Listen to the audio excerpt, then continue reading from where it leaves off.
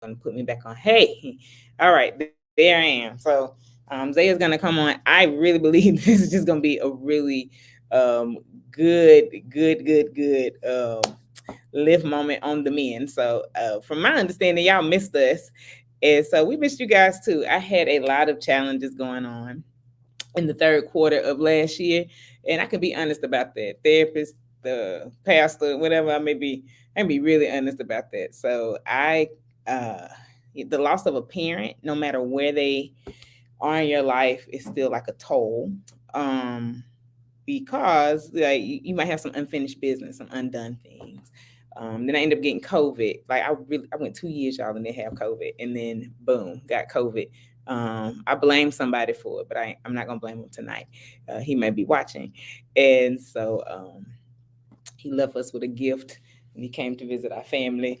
And so, but it was just really tough. So, with that being said, I talked to Xavier, and I am wasting a little bit of time to see if he can get his stuff to work, because I know that he will magically pop on and be ready to go. So, thank you guys for supporting us um, over the last year, and very excited um, to be back and excited to be back. So, yeah, so he just told me his computer's rebooting. So he'll be here in a moment.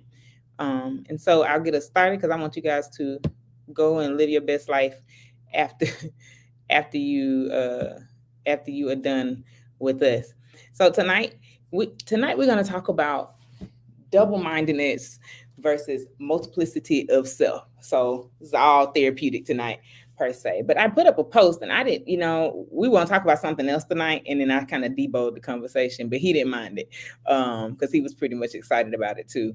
But I realized yesterday that we have considered over the years, I know in my understanding of being double minded, is that you had to have this one moment of solidarity. Even throughout my church experience, we had to be like the church. Look at Zay, there he is. So we had to be, he coming right on. We had to be like the church. We had to be like the pastor. And if we didn't have this glowing moment to do exactly what they told us to do, then now we out of order. And then if we had to think about it, this is what I was told. If we had to think about walking as a unit or as one in the body of Christ, then now we have this double mind. And so, I was confused about that, terribly confused about that growing up. And I really had issues with it because I could not understand why I couldn't have my own thoughts, why I couldn't be my own self. So I'm gonna see if I'm gonna add him to the stream because I think he was having the same issue I was having. So hello, sir. Hey, how you doing? I'm good. I'm good. So the people missed us, and we had technical difficulties. I told Zay before, I said this clearly is going to be a very, very good conversation at the intersection of spirituality and emotional wellness, centered around love and truth, from a biblical perspective. I've been working hard to try to get us a whole little statement, um, because people miss the lift moments and people miss on the men. So again, we are back. Please like it, love it, share it if you really enjoy us. And so tonight I'm going to put this banner up. Y'all come in along the way. And so tonight's show, again, we're going to talk about being double-minded versus the multiplicity of the mind.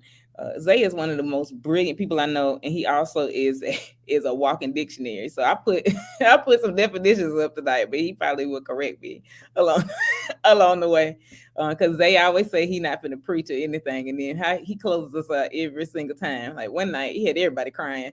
We got messages about that. He was toe up, because Zay knows how to close out. He makes that face every single time. So, as I was saying, when I was growing up, and Zay, we not that far apart in age. I'm not gonna be an elder tonight. Oh, don't do that. No, the eyes. Did you make really? Really? You looking at 40 real hard. I put it out there. So, and when I grew up in the church though, like if you were double-minded meant you were really thinking against the flow of how you were told to think, how you were told to be. Um, and double-mindedness in some cases, yeah, double-mindedness in some cases, like you're not thinking along the lines of how the church thinks, how the pastor thinks, and how everything is supposed to go and flow. And that's really hard, and I used to question it, because I'd be like, well, why can't I have my own thoughts? Why can't I think the way I want to think? But if you're a double-minded person, like why can't I think that Jesus, or why can't I know that Jesus is my savior, but also enjoy something else, because I'm human? So there was, a lot growing up in that respect. And tonight I wanted to talk about the difference between being double-minded, and he's going to come back, and having multiplicity of mind. Because one is a whole psychological term, and one is, we know that from Bible. So we're gonna go through it tonight. And I think whenever he lets me know he's ready to come on to the stream, we'll go. So y'all know I'm the reader. So this is based off of James 1:2-8. And I had some discoveries when I read this, when we were studying and preparing for this section. This session tonight. I said session because I've been in sessions all day. When we were preparing for this tonight, and I realized something as I read, and it was really in verse 2. And so, sitting in verse 2, okay, he's ready to come on. I read this in verse 2, and I was blown. And I had to stop, because we read past this really quick. But I saw it just based upon me being a therapist, that this invite for us to see ourselves and move beyond something. So I'm going to read it, and Zay, we're going to get to this discussion. So, my brothers and sisters, whenever you face trials of any kind, that's why I got stuck when we were reading. I'm just going to stop right there. Whenever we face trials of any kind, consider it nothing but joy. I really got stuck, because normally we get excited about the consider it nothing but joy. But when we face trials, so therapeutically speaking, I literally tell people, press into the prickly, face it, face what it is, go for it. And I didn't realize that was sitting right in my face in this text. So James, you'll give you a little bit of history. Zay is definitely the buff on this. I'm more Hebrew, but James was the brother of Jesus. Yeah, they had the same mama. So they had the same mama. So James is the brother of Jesus. So for him to even come on with this, my brothers and sisters, whenever you face trials of any kind, consider it nothing but joy. So one, we got to face it. Verse 3, because you know that the testing of your faith produces endurance. So this is somewhere else in New Testament. It's in Romans 5. I don't know if James and Paul talked or were friends, but Paul said, the writer said the same thing here, because you know. So that's another thing that hit me, because I want to say I don't know sometimes, but because you know that the testing of your faith produces endurance. So here's this thing where I tell y'all I got stuck on double-mindedness versus this multiplicity of self. Because now I got to face myself. I got to face the trials that are in front of me. I got to face this stuff and count it. It's joy. Then you're telling me that I should already know this because it's going to give me some endurance, or it's going to push me into a space of courage and confidence. And then verse 4, and let endurance have its full effect. And I just stopped reading at that point because I was like, oh, okay. Because it's somewhere in here, I have to get to know myself. And if endurance has a full effect, then the full effect of endurance is going to push me into wherever I need to go. And how do I know that? Comma, so that you may mature and complete, lacking in nothing. That I really see this as an invite for us to get to know ourselves, get to see ourselves in all the parts of who we are. And so, verse 5 through 8, I'll read them. If any of you is lacking in wisdom, ask God, who gives to all generously and ungrudgingly, and it will be given to you. Verse 6, but ask in faith, never doubting. For the one who doubts is like a wave of the sea, driven and tossed by the wind. Verses 7 and 8, for the doubter, being double-minded and unstable in every way, must not expect to receive anything from the Lord. So the last verse really got me too, because then I realized it was those who doubt, which I heard that before, but doubt what? And so doubting what you asked, and it's really what you asked to get to know yourself, because I'm lacking wisdom. I'm lacking wisdom about me, about things. And so if I doubt getting the information, then I am going to be double-minded. I'm going to be tossed to and fro because I got 1,001 things going on in my mind. And I'm watching how even Black community now is sitting in this space because we got 1,001 things going on in our mind. And then I had to think, what if this is actually if I have many sub-personalities or sub-parts? And so my therapist kicked in. I text Zay and I said, we're going to do James 1. And this is what we're talking about. So I want to put it up. So Zay, what are you thinking? Because this is where did it go? Oh, let me hide something. I think this is something I don't know if I've ever had to have this conversation about double-mindedness versus the many parts of ourselves that we're dealing with. And Black community is dealing with a lot of that. And I put a spin on it. I talked with, one of my favorite people on the planet, formerly at the ITC, Hebrew scholar today. And when I talked with him, we were talking about trauma and theology for Black people, and how we have to know how to maneuver through the text. And we're even invited as those who have acquired degrees from seminary not to preach what we learn, and how traumatic that is for our mind to know this is what it says versus what we're offering to people. So put that out there to say, how are you sitting with it? How do we sit with the double-minded space versus I got these pieces of me that I need to take care of? I'm going to start here, and I think you'll get with me, challenge me. I think there's a difference between double-mindedness Mm-hmm. and bifurcated, being bifurcated, and having selves, multiple selves that are having to come together. And so I think we have to do some work on this idea of being double-minded. Being double-minded is that it is more so a spiritual faith type thing, if I can be deep. It is a spiritual faith type thing, this double-mindedness that I love God, but I don't believe God. Mm-hmm. That's a double-mindedness. I ask God, but I don't trust God. And so that's a double-mindedness that we must wrestle with, because we all at some point will be double-minded.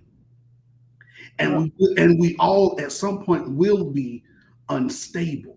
but there is also a different dynamic when we start talking about ourselves coming together, remembering ourselves, remembering our stuff and bringing it all together as we deal with trauma. So when we talk about this psychosomatic, psychoanalytic type thing, we're talking about the fact that our brokenness is causing us to deal with some things in our bodies and in ourselves that we have to bring together and deal with as we remember the pieces and the parts of us, while also wrestling with being double-minded because we want God to do it, but because we're wrestling with so much, we don't understand if we can wait for God to do it and if we can believe for God to do it. And so although they are separate, they can sometimes go together.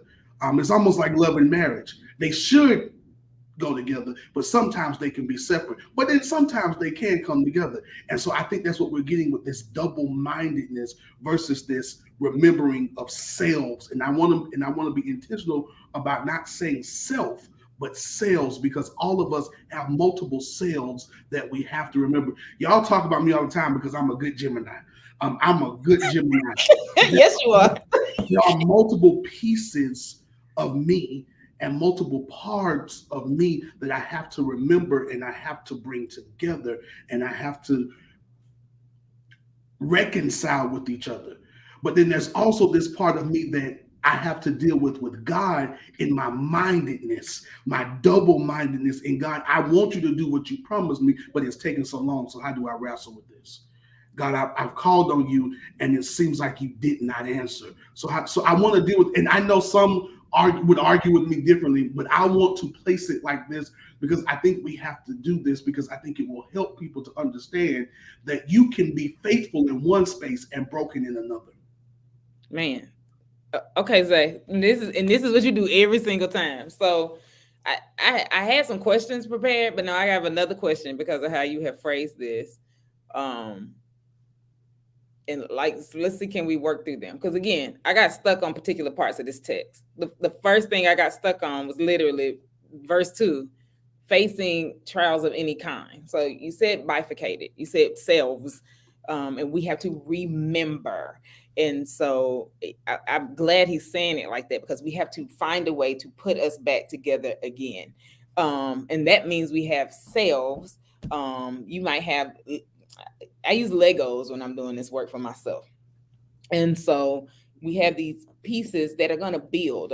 For my people who are old, Voltron, we got excited when the whole thing came together. I said it, Voltron. For my younger people, y'all got the Power Rangers, and then I don't know what the new thing is. It puts itself together. But the parts, they work.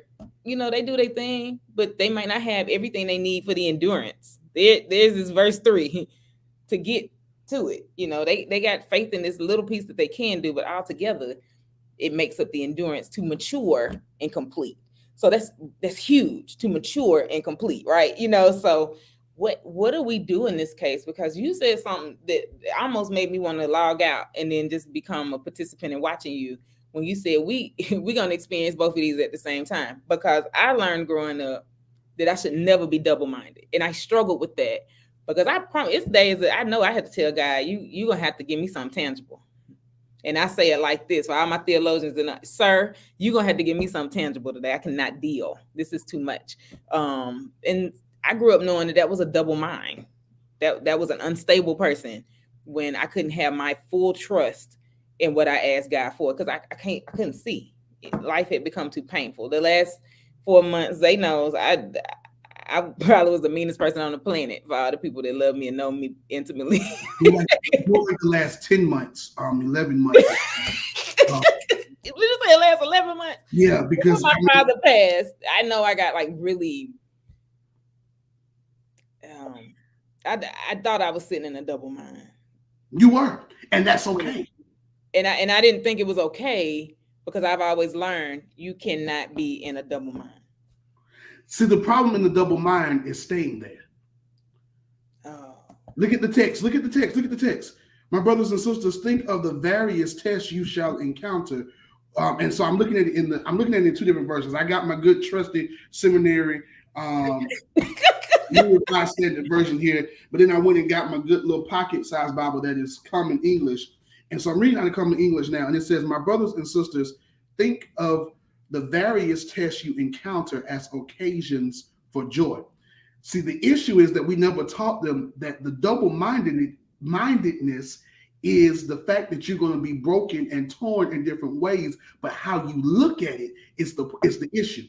It is the focus. See, you got to focus and count it as joy. It ain't joy, but you got to, because it's perspective. It's Y'all type that in the chat because I ain't typing tonight. It ain't joy.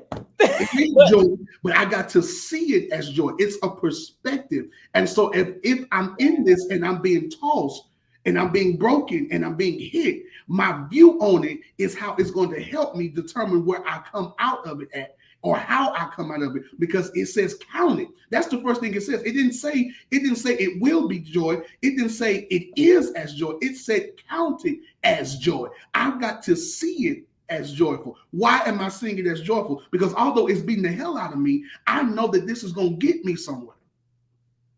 So it's fuel. It becomes fuel. It's like when my daddy used to whoop me. He would always tell me, this going to hurt you. This going to hurt me more than it hurts you. And I didn't understand how the heck him beating the heck out of me was hurting him more than it hurt. But he would also turn around and say, but it's going to help you in the end. I didn't get it. I didn't get it until when I got to certain places and I saw my friends who didn't have a daddy that whooped them and they were going to jail and dying. I didn't understand it. I didn't like it. It wasn't comfortable, but it helped me to understand that there are consequences. So I used it to see it as something else. Eventually, what I didn't like, I now thank God for, because now I see it differently. So I can now count the diverse whoopings. I can now count the diverse punishment as joy, because I look at the fact that I'm 38, or almost 38, and I got multiple degrees. I live on my own. I got cars in my name. I got all this stuff, and I may not be where I want to be, but then I got some homeboys who got 5 kids by 4 different women, who just got out of jail, who don't even have a checking account. I got cousins and uncles who are still living in somebody else's stuff under somebody else's name, and because they didn't have a daddy or a mama who said, I'm going to whoop you now so that you'll understand it later. So count it all joy when you fall into diverse temptations. That's what the King James says. Count it all joy when you fall into diverse. Diverse being the root word for what we become diverse.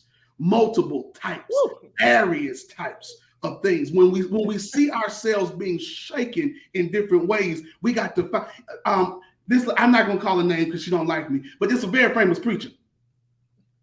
And she preached this sermon. She don't like me. It's okay. She preached this sermon and she said, sometimes you just got to be shaken up. Sometimes you got to be shaken up, and we don't understand the shaking or the shaking until everything else is settled. So that consider. So in NRSV, I don't know what, y'all got your own versions. I say versions, not translations. You got your own versions at your house. But consider is the word that I'm looking at. And consider.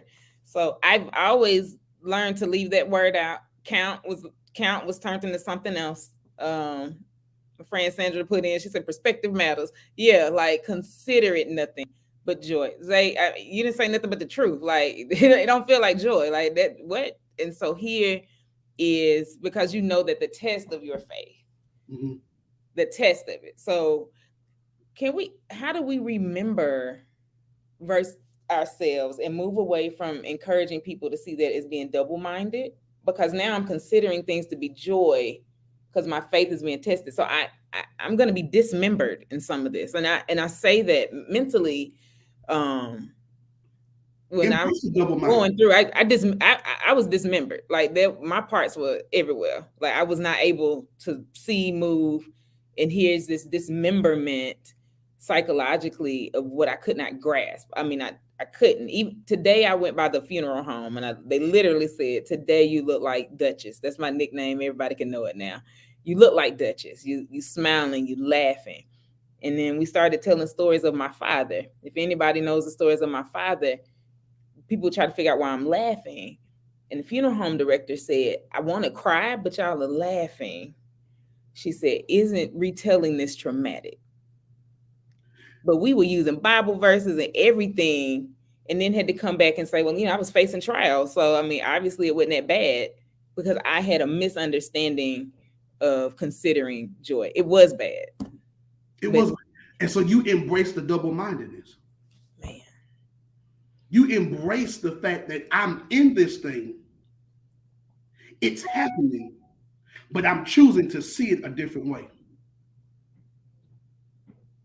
I'm embracing what the potential, or as the folk in the hood say, the potentiality. I'm embracing the potentiality of this situation. So I'm not harboring on what is happening to me. I'm looking beyond to what will become of me. no.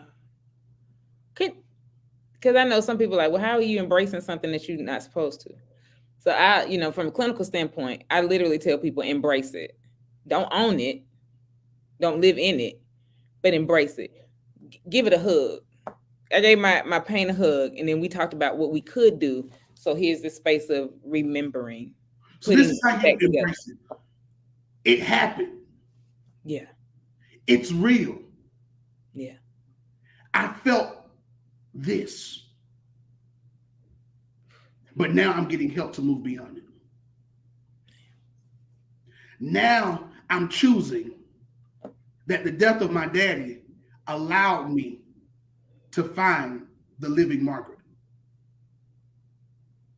because I had to release everything that my daddy did before he died. So in his death, I now have to come to grips with what he did before he died.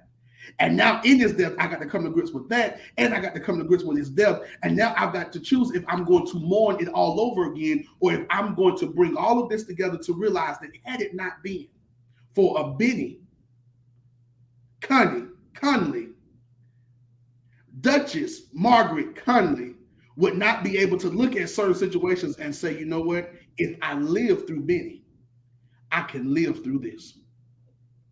If Benny could do this for me, I'm stronger than I thought I was. So when they walked away, I remembered Benny also did some stuff, and I stood, and I'm still here. So I'm still here. So it happened.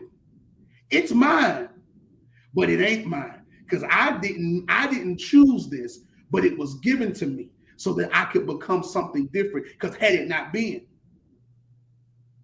where would I be? So I don't know, like I see the people watching, and I really believe when I read this, it's like it became clear to me that when you know yourself, to embrace the double mind, like give your double mind a hug and say, this is where we're gonna come, brings back a level of stability. Mm-hmm. So that I And can that's what I was remember. trying to get to. Yeah. Mm-hmm. And Uh-huh. so, like for those watching, like really, like that's out of all the stuff I type, because you get to prepare this when you when you on the streamer. That's the only thing that stands out to me right now, in the simple fact that facing in trials of any kind.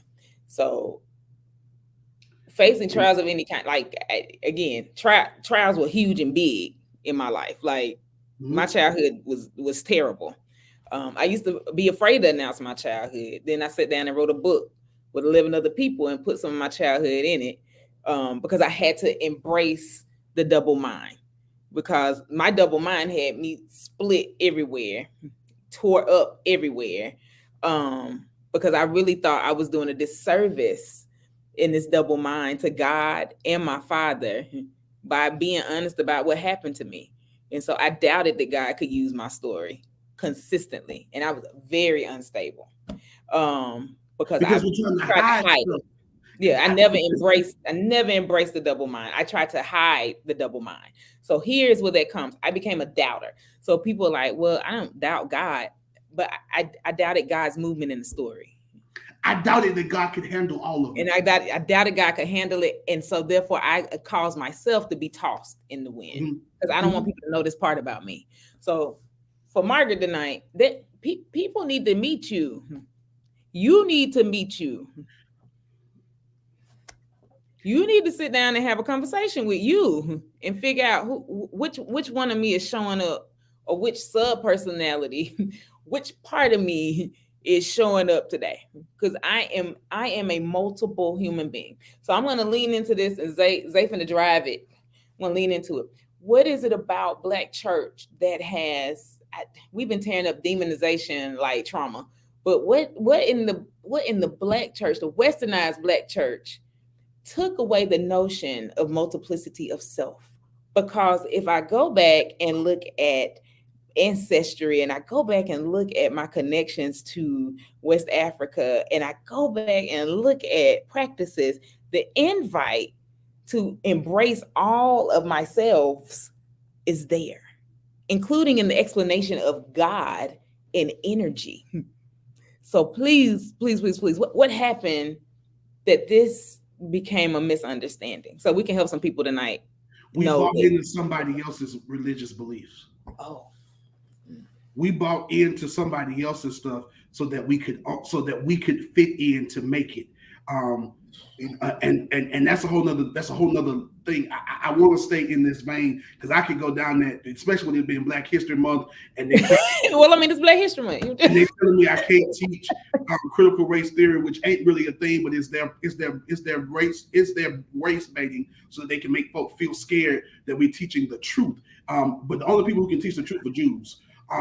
And you can't even say Jews too much, because if you say it too hard, then you're gonna get canceled. And so I'm trying to get started, so I don't want to get canceled before I get started. So let me not go down there, because them the only ones that can tell the truth. And so I don't want us to get lost down that, but I do want us to say here is that there's two things I wanted to say. Is that when you talk about this finding ourselves and inviting to walk into this multiplicity and knowing which self comes up, there's a particular passage in the Old Testament, and you probably know it, where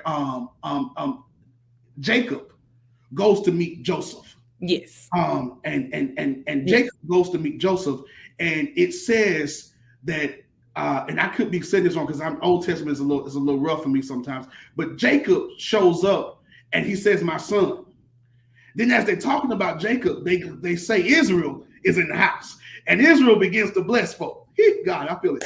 And then after Israel starts to blessing folk, Israel goes to lay down because Israel is tired. And Jacob shows back up and dies, and Jacob goes to live with his ancestors. It's that sometimes we got to deal with that we can be Jacob and Israel at the same time. That when God blesses Jacob, God or blesses Israel, God did not leave out Jacob, because Jacob has to come with Israel. And that's the problem that we have in the Black church, is that we're trying to kill Jacob and trying to just walk in Israel when Israel can't be Israel without there ever being a Jacob. Because in order for you to be the blessed one, you had to be the supplanter. And so in order for us to get that, in order for us to be who God's called us to be, we've got to understand that some parts of us got to be tricky. Some parts of us got to be lazy. Some parts of us got to be dirty, because if we didn't have it, we wouldn't need him. And so if we didn't need him, he wouldn't have a reason to do what he did. And I know I'm not using inclusive language. I'm sorry. He, she, they, and them. But if they don't show up, because even in that multiplicity of who God is, God says, "And I have made man, Adam, humankind, in my image, and we find it to be good." And so when we embrace that God is multiplicitous, and then we can be multiplicitous because we are made in the image of a multiplicitous God. And so then we can claim all our multiplicitous parts, because if God can bring all of that together, surely if we can do those things that God, Jesus, the living word, has done and greater, then surely we can deal with all the parts of us. But we don't want to deal with that, because we've been taught that to have to deal with these multiple parts because we took this text out of context, because in all actuality, this text was not even talking about being double-minded as in we got split personalities. This text was talking about our faith in God and what God could do and how God was going to move through us, for us, and with us. And so when we understand that and we put these things in their proper context, God wasn't saying don't have your multiple parts. God was saying don't let the multiple parts stop you from seeing what I've called you to be, because that makes you unstable when you can't stand on what I've already said that you're going to be. Because I knew you was Jacob when I called you. But you still going to be Jacob, but I'm just going to change it so when folk address you, they no longer only see Jacob, they now got to see the promise, Israel. So Yeah, take a breath. Say you do this every time, every single time, every time. Because now here I am. You brought up Jacob when I was talking to one of my favorite theologians. I'm trying not to say his name. He might pop on here. Though. If I say it, he'll come. He'll correct us all. But as we talk today, he even talked about how do we miss these parts of us, and then how traumatic it is for us to miss these parts. So if y'all know who I'm talking about, he is so amazing. He breaks it down. So we're sitting there, we're talking about how Lot has to show up in the text, and how we gloss over the part of Lot that wanted to save self by putting his daughters out there to get raped. Mind you, then we gloss over it. Then we shout on the wife looking back, turning into a pillar of salt. But then we gloss over his daughters raping him raping him because because they're dealing with the trauma because of the trauma. We gloss of their over. mama being. So we gloss over Mm-hmm. because when he was taking me through intergenerational trauma, he said we gloss over this father taking these two girls saying y'all can have them because he trying to survive. Then we go and we shout at the woman who turns around and gets turned into a pillar of salt because of his behavior. And then we gloss over And her own trauma of leaving what she had known. Yes, the trauma of leaving what she had known. Then we gloss over the daughters raping their father. Because And then because of trauma. I spoke with another theologian who came right back, said exactly what he said, but then she came back, love this woman, and said, but they could not see because of the trauma, and they were stuck in double mind. So they were unstable. If they had just looked up the street, they would have realized there was some more folks they could have had some kids with. Their whole family was up the street. So we brought it into context of today. And I said, oh my God, what does it look like when it's right up the street, but you hustle in what you only know because of the trauma and your eyes are blind? They're closed to what is up the street. Because if I look up the street, I can't access that. And what's behind me is dangerous and it's going to kill me anyway. So I can only take care of what I can see. So we compared it to a food desert. Food deserts exist in the city of Atlanta. I have no idea how that happens, but it does, right? But if you could look up the street and feel like you belong there, you could go get some groceries 1 mile away. But if my eyes are full of trauma, the only thing I know is the west end of Atlanta.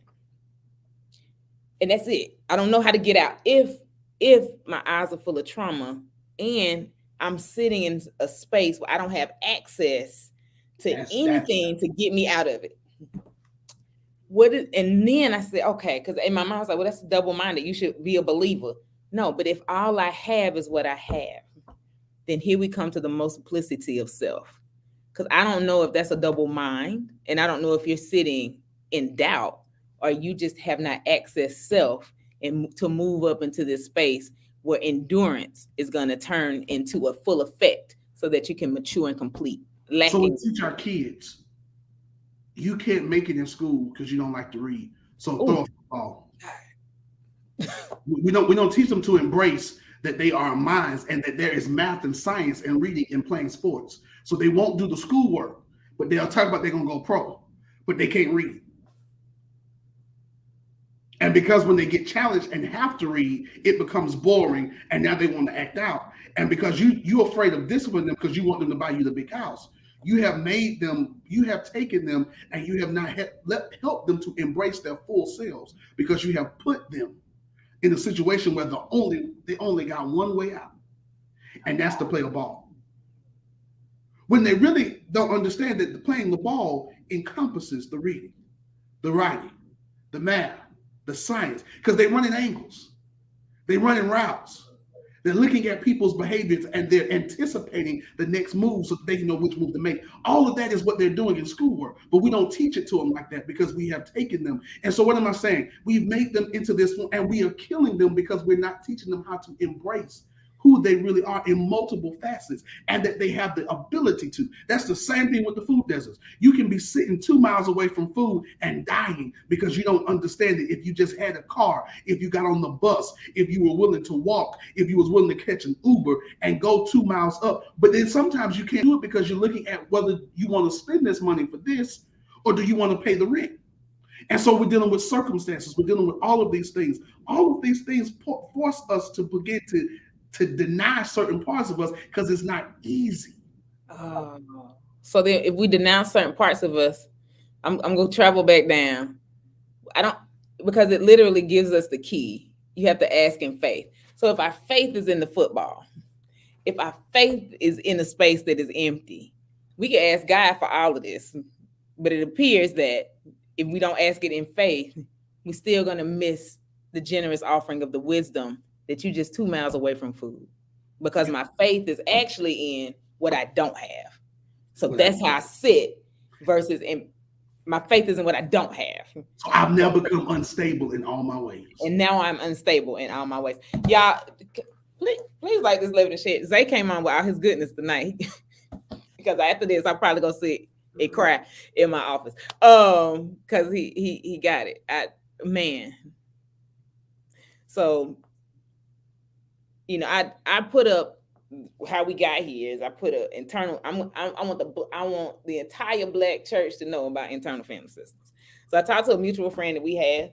I talked to Bishop Marsha Mabry. I put him out there, and so he's in the process of learning this therapeutic model as well, and just like self-teaching, and then trying to get connected to the actual training.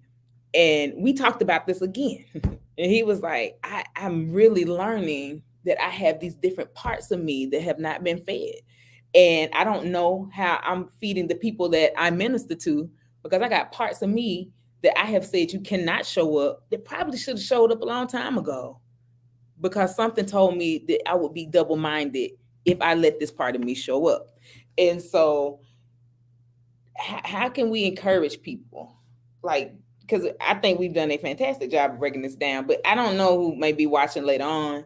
But y'all, you got to get to know yourself. Naeem Akbar wrote a beautiful book, Know Thyself. And in that book, he still talks about this. Dr. Richard Swartz, beautiful, beautiful work that he did. Got this thing out there. But people, please understand, go back and look at other writings. And there's an offering for you to get to know thyself. And this some people refer to it as a duality of self, but literally it's a multiplicity of self. You have many selves. And how do you get those selves remembered so that they can access energy? They said we couldn't travel all that way tonight. So I'm going to say we coming back, and it's Black History Month. So we're going to travel, and we're going to hit up some E5. We're going to hit it up, because all I'm doing is remembering myself and literally saying I have permission to now access energy. Like I got permission to access it. But make sure you're accessing yourself, because when we talk about the man who's trapped in the cemetery and he's gnashing at himself and he's lost his mind, it is because he has picked up things that were not him.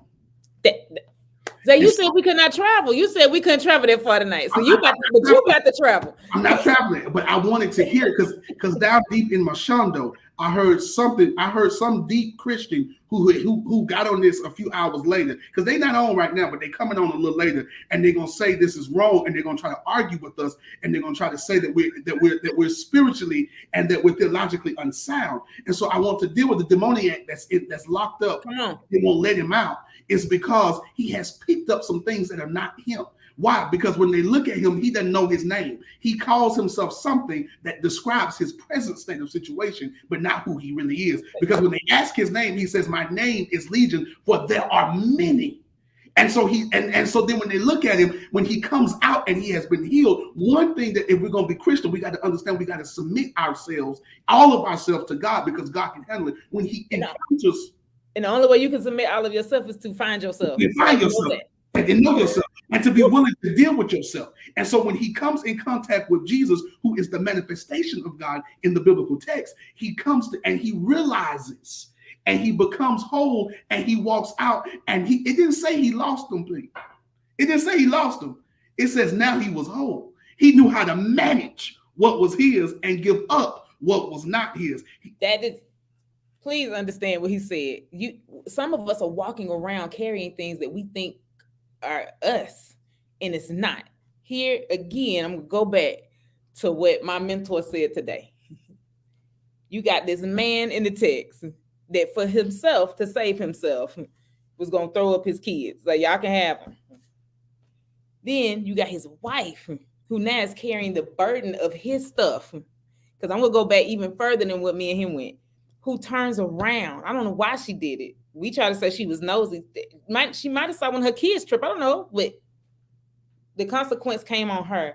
And then because we have not addressed this, and now the children have carried. In order to save ourselves, we must create within our own. And they violate. They rape their daddy. So y'all go read the text. Y'all can argue me. They raped their father. They got him drunk. They raped him. So here we are on that. Now let's go back a little bit more. Y'all put Conley in jail for doing the same thing. Let's go back a little bit more.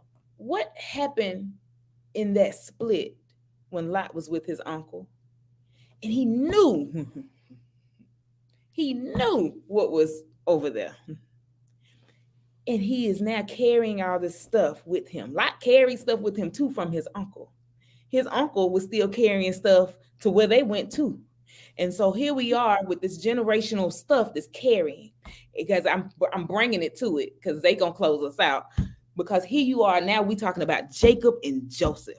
Jacob had to wrestle the stuff off of him so that he could pick up this newness of Israel. But he still was Jacob, but he wrestled the stuff off of him because what he carried with him was the weight of his grandfather, the weight of his father, the weight. He carried the weight of his grandmother and the weight of his mother. Who wants to be a son that's a twin, that's a favorite of one parent and not the other? That's weight, because now I'm carrying the weight of the words you've spoken. They said it. We tell our kids, you can be great here, but you can't be great there. And so now here they are living in a duality of this double-minded space, this wavering, causing them to be unstable. Because why can't I read my book and carry this football at the same time? I got to pick one or the other? No, I don't. I can actually be intelligent and let this be a means to an end. So now I've embraced that thought. I've embraced the doubleness. And now I'm understanding the multiplicity of myself, that I'm a brilliant black man that enjoys the sport of football. Or I'm a brilliant black man that don't enjoy it. And I might not enjoy it because that might not be the thing to get me out the hood. What may get me out the hood is the book. What may get me out the hood is that I can dance. See, when we talk about Jacob wrestles it off, but he always has a reminder to remind him of who he is. It's a limp. Every few feet he walks, something gives out. Every few feet he walks, something gives. It's a limp. It lets him know that he came through something. We don't want to embrace the limp. Jesus on the cross embraces the scars and the holes. I died. I got beaten. Here they are. Here they are. Here are the holes in my hand. Here are the wounds in my side. I was Jesus when they put me up. I'm Christ when I came down. It's because I had to embrace where I'd been. They put me in a borrowed tomb from Joseph of Arimathea because they knew I couldn't stay there, because I had to go through a process that broke me. My mama didn't recognize me. When you're going through the process, folk won't realize who you are because you're, in the words of F.A. White, changing. I'm changing. But as you're changing, you've got to know who you are, and you've got to embrace the limps, the scars, the holes, the wounds, so that when you stand before them and they see you now, they know, and they try to remind you that you used to be Jacob. I've got the proof that I'm now Israel. They remind you that you used to be Jesus. I got the proof that I'm now Christ. They try to remind you that you used to be Dutch. I'm something else now. You name it. You name it. Because when you own who you are, you got the right to name yourself. And when you start to name yourself, they can't take. See, we said that because really, when you look at the text with Jacob, if I can, and I'm gonna leave it with this. When you really look at the text, the angel that shows up is really himself. I know y'all don't want to deal with that, and and again, that same sacrilegious person who's gonna come in here and gonna try to tell me my text. If you go Yeah, back and read it, real, there's he a reason we went here. he Keep going. he wrestles with himself, and it says, and the Lord shows up, and he names the place Peniel. For I have come face to face with who? God. Who's God? Who showed up? The angel of the Lord showed up. But then when he gets through, he looks around, it's just him. He fought with himself. He embraced who he was, got all those parts together, and the only thing that was left was a limp. And he changed his name to Israel. Now, do I believe that him and God had a conversation? Yes, yes, yes. Am I making this minor so that we can see it? Yes. I believe in the Holy Ghost. I believe in God. I believe God showing up in there. If you know me, you know me. But I want us to see that God shows up in the aspects of ourselves. That we are who God uses, even sometimes with ourselves. Just like the enemy uses ourselves. So God uses ourselves, and God uses that to speak to us in those voices that we know and that we can claim, so that we can claim all of who we are. And so that's all I'm leaving you with, is that when we look at this, because there's so much good stuff in this text, that when you really begin to put yourself together and you begin to ask God to give me wisdom on what this was, God, why did I go through this? See, the issue is when you ask it, you got to be ready for the answer. God, why did you delay me, but you let this other person get ahead? And sometimes the answer sounds good, and then sometimes the answer hurts. And I've been asking God that, and the only thing I keep hearing is because theirs won't last as long as yours is going to last. But I told God, I said, God, I'm retiring at 65. I'm done. I'm done. 65, a good 70 if I feel a little extra oomph. But I'm not doing this at 75, 80, and 90 because I want to be able to travel. I want to have a little bit of energy left to go try to see the world. I want to so at 65, I'm coming about this thing. So God, I'm sitting there going, God, I'm almost 40. That's 25 years, 27 if you move this year. So I'm trying to figure out, God, what you gonna do? And God keeps saying, because theirs is, they're not gonna be here as long as you are. It's not gonna last. And so I'm preparing you for the long term. I don't like it, but I gotta own it. And I see time, so I'm about to go. So I'm done. You got to own it, and you got to be willing to hear what God says, because that is the wisdom. And then you have to learn how to apply it. That is the wisdom. It's being able to receive what God is saying, hear it, receive it, and then apply it and accept it, knowing me and myself are gonna move and gonna be all right. So, well,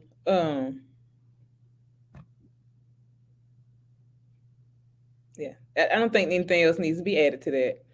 Uh, Not at all, man. So I'm gonna pray us out. We appreciate you guys. He knows that, it gets on his nerves every time I do this. But y'all can see it. Because if he didn't do nothing else tonight, this boy he gave out everything that he had. So do that. So yeah. If that man on the screen right here didn't do anything else tonight, so this is the word over. This is the word over everybody who was watching, because we always close in prayer. I think that is like huge. But my prayer is that God give you space to locate and remember. That's the word. That's the word. To locate yourself and remember. Yourself. And when that space happens, the text tells you how it falls in line. There's nothing else to say. So may you find your parts, get to know them, and then remember. Put yourself back together and see what happens when you take faith and ask God for that wisdom so that you will be lacking in nothing. So bless you guys. We love y'all. Thank you for supporting. Um, we will see y'all next week, Thursday. We won't have technical difficulties because hopefully we won't be having them. But I knew it was going to be good tonight. Y'all be blessed. I just want to ask everybody who's watching if they would pray for me. Margaret put the cash app up. I'm not going to say anything about that, but I'm going to ask that you pray. Um, yeah, that you pray. Just pray. Yeah, I'm sitting here wrestling with so much. I'm gonna be 100 with y'all because this is the first one to be starting back over. Um, I was never going to do this again, um, and I'm not gonna cry. I'm not gonna cry, but I was never going to do this again. I had had the conversation with God that I was done. Me and Margaret had stopped talking for months, um, based upon some misunderstanding and some issues. And we're still working and getting stuff back together. But prophets prayed and spoke this. People asked us to do this. So I'm just asking you all that you pray for myself and for Margaret. Not necessarily for this but for what we're doing because we're both trying to do the will of the Lord in various ways as well as doing it in this way. And so just pray for us. And that's all I'm going to say. Margaret's probably crying, so I'm probably going to have to, she's going to end this. But pray for us. And I'm being transparent in this moment. Pray for us. Pray for us. Thank you so much, you all. And Margaret, you can end it now. I just wanted to ask that you all would pray for us. You got to end it, Margaret.